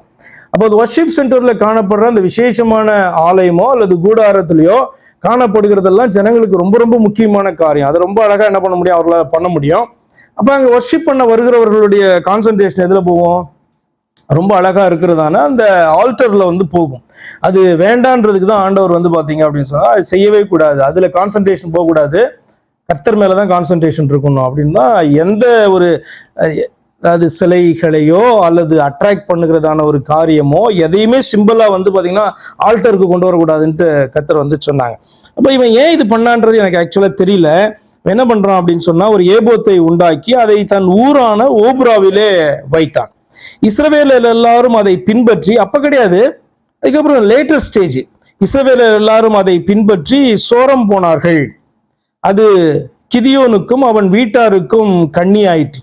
அவன் இப்படி நினைச்சு அவன் பண்ணல, ஆனா இந்த காரியம் வந்து கண்ணி ஆயிட்டு பார்க்கிறோம். ஏனென்றால் எபிரேய புஸ்தகம் 11ஆம் அதிகாரத்துல கிதியோன் வந்து அந்த விசுவாசிகளுடைய லிஸ்ட்ல வந்து அவனுடைய பேர் ஸ்பெசிபிக்கா வரும். அப்ப அவன் வந்து பாத்தீங்கன்னா ப்ராப்பரான ஒரு ஃபெய்த்ல தான் அவன் காணப்பட்டான். ஆனால் ஒரு லீடராக இது வந்து அவன் ஏன் பண்ணான் அப்படின்றது வந்து பாத்தீங்கன்னா ஒரு தெரியாத புரியாத ஒரு புதிராக காணப்படுது. இது வந்து ஐடல் வர்ஷிப்புக்கு ஏதுவாக பின்னாட்கள்ல போச்சு. என்ன அப்படின்னா ரியலி இது வந்து பாத்தீங்கன்னா ரொம்ப ரொம்ப ஒரு அட்ராக்டிவான ஒரு இதா வந்து இது காணப்பட்டிருக்கும். அப்ப இது அவர்கள் பின்பற்றி தி பிளேய்டு ஹேர்லெட் அப்படின்னு இருக்கும்ல, ஆங்கிலத்தில் அசிங்கமாக போட்டிருக்கோம். அதாவது விபச்சாரம், ஹேர்லெட்னா வந்து வேசி தான் ஹேர்லெட் அப்படின்னு சொல்லுவாங்க. அப்போ இந்த ஜனங்கள் வந்து பார்த்தீங்கன்னா இதை பின்பற்றி அதை வந்து அவர்கள் ஃபாலோ பண்ணுறதும் வர்ஷிப்காக அதை பயன்படுத்தும் போதும் பார்த்தீங்கன்னா தமிழில் ரொம்ப சிம்பிளாக சோரம் போனார்கள், அதை பின்பற்றி சோரம் போனார்கள். அது கிதியோனுக்கும் அவன் வீட்டாருக்கும். அப்போ ஒரு ஐடல் வர்ஷிப்பை வந்து பார்த்தீங்கன்னா ஒருபோதும் கிதியோன் பண்ணவே இல்லை. கிதியோன் ஒருபோதும் ஐடல் வர்ஷிப் பண்ணவே இல்லை. ஆனால் அவன் செய்ததான ஒரு காரியம் பின்னாட்களில் அந்த ஜனங்கள், அவன் நடத்தினதான அந்த ஜனங்கள் ஐடல் வர்ஷிப்புக்குள்ள போகிறதற்கு ஏதுவா இருந்ததுன்னா அது அவனுடைய வீட்டாருக்கு கண்ணியாக அமைந்தது அப்படின்னு சொல்லி நம்ம பார்க்கிறோம். அப்ப லீடர்ஸ் வந்து ஒருபொழுதும் வந்து பாத்தீங்கன்னா அவர்கள் ஐடல் வர்ஷிப் பண்ணலைனாலும் ஐடல் வர்ஷிப்புக்கு செய்கிறதற்கு ஏதுவான ஒரு காரியத்தை இனிஷியேட் பண்ணிடவே கூடாது. அப்ப அதுதான் ரொம்ப ஸ்பெசிஃபிக்கா வந்து பாத்தீங்கன்னா அவர்கள் கர்த்தருடைய வார்த்தையை ரொம்ப கேர்ஃபுல்லா பிடிச்சிக்கிட்டாங்க. அப்படின்னா இவ்வளவு அட்ராக்டிவான ஒரு பொருளை, இது என்ன, இது ஒரு சிம்பிள், இது ஹை பிரீஸ்டினுடைய அந்த ஏபோத்ன்றது ஒரு சிம்பிள். அதை வந்து பாத்தீங்கன்னா அவன் ஒரு இடத்துல வைக்கும் போது என்ன பண்றாங்க, இதே நீங்க ஆண்டவர் சொன்னதான மோசையிட்ட சொல்லுவார்ல, அந்த சர்ப்பத்தை, வெண்கல சர்ப்பத்தை உயர்த்தி வைக்க சொல்லுவாரு. அப்ப பாளையத்துல அந்த சர்ப்பத்தினாலே கடிபட்டவர்கள் அதை பார்க்கணும், பார்த்து அதை பார்க்கணும் அப்படின்னா என்ன அர்த்தம், ஆண்டவர் சொன்ன வார்த்தையை விசுவாசிக்கணும்னு அர்த்தம். இல்லைன்னா இதுக்கும் அதுக்கும் ஒண்ணுமே கிடையாது, ஹீலிங்க்கும் அதுக்கும் சம்மந்தமே கிடையாது. ஆனால் அதை பார்த்த போது அவர்கள் என்ன பண்ணாங்க, பிழைத்தார்கள். அது நியூ டெஸ்டமெண்ட்ல அது கிரைஸ்ட குறிக்குது. மரத்துல தூக்கப்பட்டு அவரை நோக்கி பார்க்கிற எவனும், அதாவது அவர் யார் என்று அறிந்து ஏற்றுக்கொள்கிற எவனும் ரட்சிக்கப்படுவான் என்பதற்கு சிம்பாலிக்கா இருக்கு. ஆனால் நம்ம வந்து பாத்தீங்கன்னா பின்னாட்களில நம்ம பார்ப்போம், நியாயாதிபதிகளில் நடந்த இந்த சம்பவம் நம்ம தீர்க்கதரிசி புஸ்தகத்துல வாசிப்போம். அதை என்ன பண்ணாங்க, பின்பற்றி அதை வந்து என்ன பண்ணாங்க, அதை ஐடலா வர்ஷிப் பண்ணாங்க அப்படின்ட்டு நம்ம பார்ப்போம். அதுக்கு பேர் ஏதோ ஒரு எகுஸ்தானோ ஏதோ ஒன்று, அதுக்கு பேர் எப்படி, நிகுஸ்தான், அதுக்கு பேர் வந்து நிகுஸ்தான். எது, அந்த சர்ப்பத்தினுடைய இதுக்கு வந்து நிகுஸ்தான் இருக்கும். அதை பின்பற்றினார்கள் அப்படின்ட்டு. எருசலேமுக்கு முன்பாக அதுதான் காணப்பட்டுச்சு. அப்புறம் தான் ஆண்டவர் எருசலேமை தெரிந்து கொண்டு அங்கே ஆலயத்தை என்ன பண்ணாரு, கட்ட சொன்னார். அதுக்கு முன்பாக வந்து பார்த்தீங்கன்னா கூடாரம் வந்து எங்கே காணப்பட்டுச்சுன்னா சீலோவாம் என்கிறதான இடத்துல, அது எப்பிராமியருக்குடைய இடத்துல தான். இப்போ எப்பிராமியருக்குள்ள காணப்பட்டதான அந்த கோல்டு வார்னால இப்படி ஒரு காரியத்தை பண்ணானா அப்படின்ட்டு நான் சொல்ல மாட்டேன். ஏன்னா அவனுடைய தாட் வந்து அப்படி இருந்திருக்க வாய்ப்பு கிடையாது. ஏன்னா அவன் ஒரு விசுவாசியாக தான் அவன் வந்து காணப்பட்டான், அவன் மரித்தான். ஆனால் இது ஏன் இப்படி பண்ணான்றதுக்கு எனக்கு சுத்தமாக ஒரு ஐடியாவுமே கிடையாது. உங்களுக்கு ஏதாவது தெரிஞ்சா நீங்கள் சொல்லுங்க. ஆனால் இது வந்து நல்லது கிடையாது, இதை வந்து செஞ்சிருக்க கூடாது. இப்படி அட்ராக்டிவான ஒரு காரியத்தை ஜனங்கள் வர்ஷிப் பண்ணுறதுக்கு ஜனங்களை ஈர்க்கும்படியாய் தேசத்துக்குள்ளேயே கர்த்தர் தான் மெயினாக இருக்கணும். அவர் வந்து பார்த்தீங்கன்னா எப்படி பார்த்தாலும் எப்போ பார்த்தாலும் ஜனங்க வந்து தன்னை தேடணுன்றார். எப்போ தேடுவாங்க ஜனங்க, அவர் ஆவியா இருந்தாலும் தேடுவாங்க எங்க இருக்கிறாரு எப்படின்ட்டு. இப்போ ஒரு ஒரு ஒரு ஷேப்ல வந்து எப்பயுமே காமிக்கிற மாதிரின்னா அந்த இடத்துலயே பார்த்துட்டு இருக்கலாம், நம்மள பார்க்கணும்னா அங்க ஓடிடலாம். அதுல அர்த்தம் கிடையாது. கர்த்தர் வந்து பாத்தீங்கன்னா ஒரு இதை நீ ஏற்படுத்தாத, அதாவது உருவத்தை ஏற்படுத்தாதன்ட்டு யாத்திராகம 20ஆம் அதிகாரத்தை சொல்றதுக்கு ரொம்ப ஸ்பெசிஃபிக்கான ரீசன் இருக்கு. அது ரொம்ப கேர்ஃபுல்லா நம்ம என்ன பண்ணணும், அதை ஃபாலோ பண்றது அவசியம். நம்முடைய பிள்ளைகளுக்கு இது வந்து புரிந்து கொள்றதுக்கு சிம்பிள்னு கூட நம்ம இன்னைக்கு ஏற்படுத்தி உன்னை வைத்தோம்னா அது வந்து பாத்தீங்கன்னா பின்னாட்களில் பிள்ளைகள் வந்து, ஏன்னா உங்களுக்கு இன்னைக்கு இந்த கர்த்தரை குறித்து காணப்படுகிற அந்த நாலேஜ் உங்களுடைய பிள்ளைகளுடைய பிள்ளைகளுக்கு அதே அளவுக்கு இருக்கும் என்று சொல்லி நீங்க என்ன பண்ண முடியாது, நம்ப முடியாது. ஏன் என்று சொன்னால் பிள்ளைங்க கொஞ்ச நாள் கர்த்தரை மறந்துட்டு இருப்பாங்க. அதுக்கப்புறம் அவர்கள் பிள்ளைகளை பெற்றெடுக்கும் போது அவர்கள் வளர்ந்து வந்து அப்பதான் கர்த்தரை தேடி திரும்பவும் நம்மள மாதிரி வர்றதுக்கு இயர்ஸ் வந்து ஆகும். அதே மாதிரி ப்ராப்பரா அவர்கள் வேதத்தை வாசிக்கணும், இன்ட்ரெஸ்ட்டை காமிக்கணும். அப்போ இதனுடைய இம்பார்ட்டன்ஸ் வந்து அவங்களுக்கு புரியும், எவ்வளவு எரிச்சல் உள்ள தேவன் என்பதை புரிந்து கொள்ள முடியும். அப்ப நமக்கு வந்து இன்னைக்கு காணப்படுகிறதான அந்த நாலேஜோடு கூட நம்ம ஒரு காரியத்தை செய்யும் பொழுது அந்த நாலேஜை பிள்ளைங்க வந்து தொடர்ந்து அவர்கள் பெற்றிருப்பார்களா, அந்த இம்பார்ட்டன்ஸ் புரியுமா அப்படின்றது வந்து பார்த்தீங்கன்னா ரொம்ப ரொம்ப ரேரு. அதனால ஆண்டவர் ரொம்ப சிம்பிளா சொன்னார், இதெல்லாம் வேண்டாம், இதெல்லாம் செய்யாத அப்படின்னு ஆண்டவர் சொன்னார்ல, அதை கீழ்ப்படிஞ்சு இருந்தாலே போதும். நம்ம வந்து பார்த்தீங்கன்னா இப்போ கேத்தலிக்ஸ்ட பேசும்போது என்கிட்ட அவர்கள் கேட்டதான ஒரு இது, இந்த நாங்கள் வைத்திருக்கிற இந்த சிலைகளை வந்து நாங்கள் தெய்வம்னு நாங்கள் சொல்லலை. அது என்னன்னா இட் ரெப்ரசன்ட்ஸ். இப்போ வந்து பார்த்தீங்கன்னா ஜீசஸ்னா ஜீசஸை ரெப்ரசன்ட் பண்ணுறதுக்கு அப்ப இதை பார்க்கும்பொழுது தானே இவர் ஜீசஸ் அப்படின்னு நமக்கு தெரியும், இதான மரியாள்னு தெரியும், இதான சூசையப்பர்னு தெரியும். அப்ப அவர்களை ரெப்ரசன்ட் பண்ணுகிறதற்கு நாங்க வைத்திருக்கோம். இதெல்லாம் வந்து பைபிள்ல காணப்படுற கேரக்டர்ஸ். நாங்க வந்து பாத்தீங்கன்னா மரியாதை காடுன்னு சொல்லல, இது வந்து பாத்தீங்கன்னா ரெப்ரசன்ட் பண்றதுக்கு அப்படின்னு சொன்னாங்க. ஆனால் அது வந்து பாத்தீங்கன்னா பின்னாட்கள்ல எப்படி ஆச்சு, இன்னைக்கு வந்து பாத்தீங்கன்னா என்னதான் அவர்கள் சொன்னாலும் கடைசி அது எங்க போய் நின்றது அப்படின்னு சொன்னா சிலை வழிபாட்டுல தான் போய் அது நின்னுது. ஸ்டார்டிங் வந்து பாத்தீங்கன்னா இப்படி யோசித்தே செஞ்சிருக்க மாட்டாங்க. ஆனால் கடைசியில் அது எங்க ஃபார் இயர்ஸ் அண்ட் இயர்ஸ் ஆகும்போது அது வந்து பாத்தீங்கன்னா வழிபாட்டு முறையே மாற்றுகிறது. ஆண்டவர் வந்து பாத்தீங்கன்னா ரொம்ப சிம்பிளா சொன்னாரு, வேண்டாம், வேண்டாம்னா வேண்டாம் அப்படின்ட்டு. 20ஆம் அதிகாரம் எடுத்து வாசித்து பாருங்க, வேண்டாம் இதை நீ செய்யாத அப்படின்னு ரொம்ப கிளியரா என்ன பண்ணாரு அவர் சொன்னார். அப்படிதான் நம்ம வந்து ஆண்டவர் சொல்கிற அந்த வார்த்தையை ரொம்ப சிம்பிளா நம்ம கீழ்ப்படியும் போது பெரிதான இதுல இருந்து நம்ம தப்பித்து கொள்ள முடியும். நம்முடைய சந்ததிகள் கூட தப்பித்து கொள்ள முடியும். நீங்க சாலமோனுடைய ஹிஸ்டரி நீங்க வாசித்து கொண்டு வரும்பொழுதே நீங்க பாப்பீங்க, சாலமோன் முதல்ல வந்து பாத்தீங்கன்னா என்ன பண்ணான் அப்படின்ட்டு நீங்க பாப்பீங்க. அவன் வந்து ராஜ்யபாரம் வந்து ஸ்திரப்பட்ட பொழுது அவன் எகிப்து ராஜாவினுடைய பார்வோனுடைய குமாரத்தியை அவன் வந்து பாத்தீங்கன்னா போய் விவாகம் பண்ணினான் அப்படின்னு சொல்லியிருக்கும். அதுக்கு ஒரு ரீசன் சொல்லப்பட்டிருக்கும், என்ன அப்படின்னா சமாதானத்திற்காக, அவர்களோடு கூட சமாதான உடன்படிக்கைக்காக அவன் அந்த காரியத்தை செய்தான். இப்ப சாலமோன் ஒருபோதும் வந்து பாத்தீங்கன்னா கர்த்தரை விட்டு நம்ம விலகிடுவோம் அல்லது நம்முடைய மனைவி வந்து கர்த்தரை விட்டு விலக செய்து விடுவாள் என்று சொல்லி ஒருபோதும் சாலமோன் வந்து மனசுல திங்க் பண்ணியிருக்கவே மாட்டான், சான்ஸே கிடையாது. அப்புறம் பின்னாட்கள்ல அவன் நிறைய ஸ்திரீகளை அவன் வந்து விவாகம் பண்ணின போது கூட சாலமோன் ஒருபோதும் நினைச்சிருக்க மாட்டான் ஆண்டவரை நம்ம தள்ளிட்டு நம்ம போயிடுவோம் அப்படின்னு சொல்லிட்டு. ஆனால் ரொம்ப அழகா அந்த வார்த்தை எப்படி சொல்லும் அப்படின்னு சொன்னா, சாலமோன் தன்னுடைய பலனை இழந்த பொழுது, அதாவது வயதான போது அப்படி சொல்லப்பட்டிருக்கும். சாலமோன் தன்னுடைய வயது வந்து சென்றவன் ஆன பொழுது அவனுடைய ஸ்திரீகள் மனைவிமார்கள் என்ன பண்ணாங்க, அவனை வழி விலக பண்ணினார்கள். அப்ப நல்லா யோசிங்க, நல்ல ஸ்ட்ராங்கா, நல்ல நம்முடைய சவுண்ட் புத்தி அப்படி சொல்லுவோம்ல, தெளிந்த புத்தியோடு கூட காணப்படும் போது பலம் உள்ளவர்களாக, சரீரத்துல மாத்திரம் கிடையாது, மென்டலி ரொம்ப ஸ்ட்ராங்கா இருப்போம் ஒரு பீரியட்ல இல்லையா. அந்த பீரியட்ல கூட வந்து பாத்தீங்கன்னா கர்த்தருடைய சிம்பிளான அந்த வார்த்தைகளுக்கு நம்ம கீழ்ப்படிவோம் அப்படின்னு சொன்னா நம்ம வந்து வயதான காலத்துல நம்ம தப்ப முடியும், நம்முடைய சந்ததிகளை காக்க முடியும். அதுதான் வந்து பாத்தீங்க அப்படின்னு சொன்னா இந்த இடத்துல இவன் இதற்காக செய்யல, ஆனா இது வந்து அவசியம் இல்லாத ஒரு காரியத்தை அவன் ஏன் பண்ணானே தெரியாது. ஆனால் அந்த வசனம் ஒரு வசனத்தோட அது முடிகிறது. எப்படி என்று சொன்னால், அதை பின்பற்றி ஜனங்கள் இஸ்ரவேலர் எல்லாரும் சோரம் போனார்கள், அது கிதியோனுக்கும் அவன் வீட்டாருக்கும் கண்ணி ஆயிற்று. இந்த பிரகாரம் மீதியானியர் திரும்ப தலையெடுக்க கூடாதபடிக்கு இஸ்ரவேல் புத்திரருக்கு முன்பாக தாழ்த்தப்பட்டார்கள். தேசமானது கிதியோனின் நாட்களில் 40 வருஷம் அமைதலாய் இருந்தது. யோவாசின் குமாரனாகிய எருபாகால் போய் தன் வீட்டிலே வாசமாயிருந்தான். கிதியோனுக்கு அநேகம் ஸ்திரீகள் இருந்தார்கள். அவனுடைய கர்ப்ப பிறப்பான குமார் 70 பேர். சீகேமில் இருந்த அவனுடைய மறுமனையாட்டியும் அவனுக்கு ஒரு குமாரனை பெற்றாள். அவனுக்கு அபிமெலேக்கு என்று பெயரிட்டான். பின்பு யோவாசின் குமாரனாகிய கிதியோன் நல்ல விருத்தாப்பியத்திலே மரித்து உப்ராவிலே தன் தகப்பனாகிய யோவாஸ் என்னும் அபியேஸ்ரியனுடைய கல்லறையில் அடக்கம் பண்ணப்பட்டான். கிதியோன் மரித்த பின் இஸ்ரவேல் புத்திரர் திரும்பவும் பாகால்களை பின்பற்றி சோரம் போய் பாகால் பேரீத்தை தங்களுக்கு தேவனாக்க வைத்துக் கொண்டார்கள். அப்ப முன்னாடி நம்ம வாசித்ததான அந்த வசனம் இவன் இருக்கும்போது நாட்களில இல்லை, அதற்கு பின்பு தான் என்ன பண்றாங்க, கிதியோன் மரித்த பின்பு இவர்கள் வந்து பாத்தீங்கன்னா சோரம் போனார்கள். அதுக்கப்புறம் என்ன பண்றாங்க, இவர்களுக்கு யார் தெய்வமாக காணப்பட்டா, கர்த்தர் இவர்களுக்கு தெய்வமாக இருந்தார்.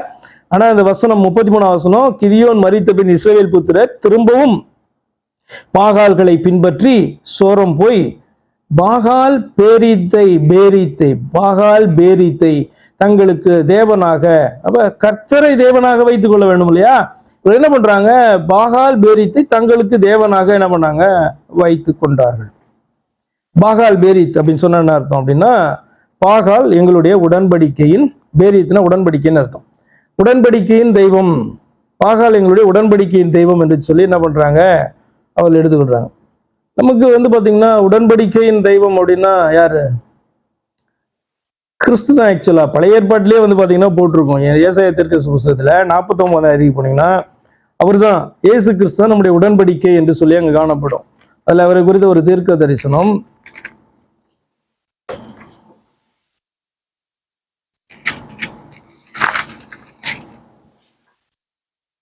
9வது வருஷத்துல ஏசாயா 49:9 கட்டுண்டவர்களை நோக்கி புறப்பட்டு போங்கள் என்றும் இருளில் இருக்கிறவர்களை நோக்கி வெளிப்படுங்கள் என்றும் சொல்லவும், நான் உம்மை காப்பாற்றி உம்மை ஜனங்களுக்கு உடன்படிக்கையாக ஏற்படுத்துவேன். அவர்கள் வழியோரங்களிலே மேய்வார்கள், சகல மேடுகளிலும் அவர்களுக்கு மேய்ச்சல் உண்டாய் இருக்கும். அப்ப இந்த இடத்துல பாத்தீங்கன்னா கிரைஸ்ட குறித்து என்ன சொல்லப்பட்டிருக்கோம்னா, உம்மை ஜனங்களுக்கு உடன்படிக்கையாக ஏற்படுத்தினேன். கவர்னன்ட் அப்படின்னாலே வந்து பாத்தீங்கன்னா கிரைஸ்ட் தான் அப்படின்ட்டு அங்க வந்து சொல்லப்பட்டிருக்கும். தேவன் வந்து கிரைஸ்ட தான், அதாவது தான் மனிதனாக வெளிப்பட்டு ஜனங்களோடு கூட உடன்படிக்கை செய்கிறார் என்பதெல்லாம் நம்ம அறிந்திருக்கோம், புதிய ரத்தத்தினாலாகிய உடன்படிக்கை. ஆனா அந்த இடத்துல என்ன பண்ணப்பட்டிருக்கோம் அப்படின்னா, கவர்னன்ட்னாலே அது என்ன பண்ணும், அது கவர்னன்ட்னால கிரைஸ்ட் அப்படின்னு போட்டிருக்கோம். அப்ப இங்கேயும் வந்து பாத்தீங்கன்னா இவர்கள் என்ன பண்றாங்க, பாகால் பேரிமை அவர்கள் தங்களுடைய தேவனாக வைத்துக் கொண்டார்கள் அப்படின்னு சொன்னா, தங்களுடைய உடன்படிக்கையின் தெய்வம். உடன்படிக்கைன்னா என்ன உடன்படிக்கையாக இருக்கலாம், நான் உங்களை தெய்வமாக ஏற்றுக்கொள்றேன், இது எங்களுக்கு. இப்ப முன்னாடி நான் வந்து உடன்படிக்கை குறித்து பேசும்போது, உடன்படிக்கையினுடைய டேர்ம்ஸ் எப்பயுமே காட் நம்மள்ட்ட பண்ணும்போது இது டபுள் சைடு கிடையாது. அவர் வந்து டேர்ம்ஸ் என்ன பண்றாரு, அவர் ஃபிக்ஸ் பண்றாரு. எல்லா உடன்படிக்கையிலும் வந்து பாத்தீங்கன்னா 2 பார்ட்டி என்ன பண்ணுவாங்க, ஃபிக்ஸ் பண்ணுவாங்க. நாங்க வந்து இதை செய்யறோம், நீங்க இதை செய்யணும், அந்த உடன்படிக்கையை காப்பாற்றுகிற காரியம்.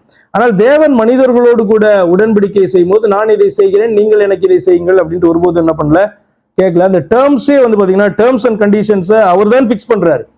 நான் உங்கள் தேவன் அப்படின்றதான காரியத்தை அவர் தான் ஃபிக்ஸ் பண்றாரு, நீங்க என் ஜனங்க, அவ்வளவுதான். ஜனங்கள் வந்து பாத்தீங்கன்னா இப்படிலாம் ஏற்றுக்கொண்டோம், உடன்படிக்கை ஏற்றுக்கொண்டோம், அப்படினாலும் இதெல்லாம் நீங்க செய்யணும் அப்படின்ற டேர்ம்ஸ் வந்து ஒருபோதும் வந்து வேதத்துல என்ன பண்ணிருக்காது, டபுள் சைடா இருக்கவே இருக்காது. ரட்சிப்பு ஆண்டவர் கொடுக்கிறார், எஸ் ஏற்றுக்கொள்கிறேன், இல்ல நோ அப்படின்ற பாயிண்ட்டுக்கு நம்ம வந்து பாத்தீங்கன்னா நம்மளுடைய சைடு வந்து அதுதான் மட்டும்தான் எதிர்பார்ப்பார். என்னன்னா, நான் வந்து ரட்சிப்பை உங்களுக்கு சுவிசேஷமாக அறிவிக்கிறேன், நீ ஏற்றுக்கொள், எஸ்ன்னு சொல்லு, நோன்னு சொல்லு, அவ்வளவுதானே ஒழிய எஸ்னா இதெல்லாம் கொடுப்பீங்களா அப்படின்னு அங்க போய் கேட்க கூடாது. அப்புறமேட்டா அவர் பிள்ளையா ஆன பிறகு என்ன பண்ணலாம், கெஞ்சலாம், ஆண்டவரை இதெல்லாம் வாக்குத்தத்தம் பண்ணியிருக்கீங்க, இதெல்லாம் எனக்கு கொடுங்க அப்படின்னு நம்ம கேட்கறது வேற. ஆனா ரட்சிப்புக்கு நம்ம டேர்ம்ஸ் வைப்போம் அப்படின்னு சொன்னா நம்ம வந்து ரட்சிக்கப்படவே இல்லைன்னு அர்த்தம். அப்போ இந்த இடத்துல உடன்படிக்கையின் தேவன் என்று சொல்லி என்ன பண்றாங்க, அவர்கள் பாகாலை ஏற்றுக்கொள்றாங்க. பாகால்ட்ட ஆஃப்கோர்ஸ் என்ன பண்ணலாம், அவங்க உடன்படிக்கையை வைக்கலாம், அவங்க ஏற்றுக்கொள்றோம், எங்களுக்கு வந்து எங்களுக்கு பாதுகாப்பை தாரும், எங்களுக்கு வந்து செழிப்பை தாரும். அப்படிதான் வந்து பாத்தீங்கன்னா இந்த பாகால் என்ற தெய்வத்தை குறித்து நீங்க பார்க்கும்போது ஃபெர்டிலிட்டி காட் அப்படின்ட்டு யூஸ் பண்ணுவாங்க, மழைக்கான காடுன்னு யூஸ் பண்ணுவாங்க, பாகால்கள் அப்படி சொல்லப்பட்டிருக்கும். அப்போ அவர்களுக்கு வந்து செழிப்பை கொடுக்குற, யுத்தத்துல ஜெயத்தை கொடுக்குற, அவர்களுக்கு வல்லமையை கொடுக்குற, அவர்களை ஷேடாவா இருந்து பாதுகாக்கிற, இப்படி ஒவ்வொன்றுத்துக்கு வந்து பாத்தீங்கன்னா அவர்கள் வந்து தெய்வங்களை தெரிந்து கொண்டாங்க. அப்போ நான் உண்மை தெரிந்து கொண்டா நீ எங்களை பாதுகாக்கணும், அது வந்து பாத்தீங்கன்னா ஜனங்க வைக்கிறதான டேர்ம்ஸ். ஆனா ரியல் காட் கிட்ட வந்து பாத்தீங்கன்னா ஜனங்க டேர்ம்ஸே வைக்க முடியாது. எனக்கு இறங்கும் நீர் அப்படிதான் கேட்க முடியும், எனக்கு இறங்குங்க, எனக்கு கிருபையா இருங்க, எனக்கு நீர் வந்து பாத்தீங்கன்னா இதை செய்யுங்க, ஏன்னா நீங்க இப்படி வாக்குத்தத்தம் பண்ணியிருக்கீங்க, ஆனபடினாலே அதை நினைத்தருளும், இப்படி வந்து கேட்கலாம். அதனாலதான் அதுக்கு பேரே ரொம்ப சிம்பிளா பிரேயர், விண்ணப்பம், வேண்டுதல் அப்படின்றதான அர்த்தத்திலே சொல்லப்பட்டிருக்கு. அது நம்ம கேட்கிறதான காரியம். உரிமை காணப்படலாம், இருந்தாலும் அவருக்கு கட்டளையிட முடியாது. 34வது வசனம், இஸ்ரவேல் புத்திரர் தங்களை சுற்றிலும் இருந்த தங்கள் எல்லா சத்துருக்களின் கையினின்றும் தங்களை ரட்சித்த தங்கள் தேவனாகிய கர்த்தரை நினையாமலும் கிதியோன் என்னும் எருபாகால் இஸ்ரவேலுக்கு செய்த சகல நன்மைகளுக்கு தக்க தயவை அவன் வீட்டாருக்கு பாராட்டாமலும் போனார்கள். அந்த பார்ட்டை வந்து பாத்தீங்கன்னா 9ஆம் அதிகாரத்துல ரொம்ப இதை எக்ஸ்பிளைன், ரொம்ப பரிதாபமா வந்து பாத்தீங்கன்னா அது காணப்படும். அப்ப ரொம்ப பெரிய அதிகாரமா இருக்கு, நம்ம நெக்ஸ்ட் வீக் அதை கவர் பண்ணுவோம். தொடர்ந்து வந்து பாத்தீங்கன்னா அவனுடைய ஃபேமிலியை குறித்து, அவனுடைய பிள்ளைகளை குறித்து, எப்படி இந்த அபிமேலேக்கு வந்து அவன் ஒரு சன், அவன் எழும்பி எப்படி வந்து அவனுடைய குடும்பத்தெல்லாம், கிதியோனுடைய குடும்பத்தெல்லாம் அழிக்கிறான் அப்படின்றதெல்லாம் பார்த்தீங்கன்னா, அப்போ யாருமே வந்து சப்போர்ட் பண்ணல. யாருக்கு, கிதியோனுடைய குடும்பத்துக்கு சப்போர்ட் பண்ணாம என்ன பண்ணிட்டாங்க, இருந்தாங்க. அதனாலதான் கிதியோன் என்னும் எருபாகால் இஸ்ரவேலுக்கு செய்த சகல நன்மைகளுக்கு தக்க தயவை அவன் வீட்டாருக்கு பாராட்டமலும் போனார்கள். நன்றி மறந்துட்டாங்க, ஆண்டவரையும் தள்ளிட்டாங்க. கிதியோன் வந்து எப்படி வந்து ஒரு பெரிய ரட்சிப்பை வந்து அந்த தேசத்துக்கு அவன் கொண்டு வந்தான், ஆண்டவர் வந்து யூஸ் பண்ணி கொண்டு வந்தான் என்பதெல்லாம் ஒரு 40 வருஷத்துல கம்ப்ளீட்டா மறந்துட்டாங்க. அஃப்கோர்ஸ் 2 ஜெனரேஷன் வந்திருக்கும், ஆனால் கம்ப்ளீட்டா வந்து மறந்துட்டாங்க. ரொம்ப ரொம்ப பரிதாபமாகவும் அநியாயமாகவும் அது காணப்படும் அடுத்து பார்க்கும்போது. சரி, இதுல ஏதாவது கேள்விகள் இருந்தா கேளுங்க.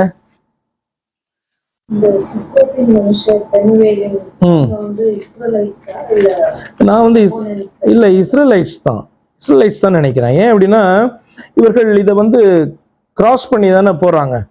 கிராஸ் பண்ணி அவர்களை பிடிக்கிறதுக்கு இந்த ரிவரை கிராஸ் பண்ணி போறாங்க அப்படி சொல்லியிருக்கோம்ல.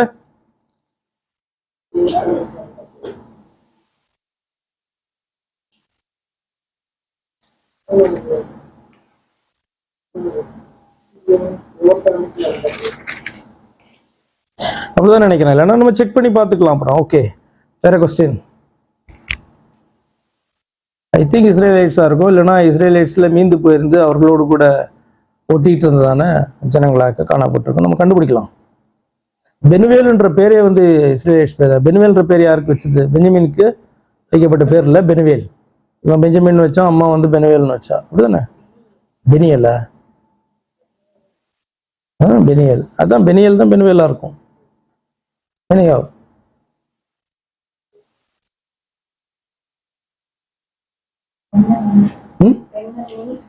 பென்யமி, பென்னமி. ஓகே,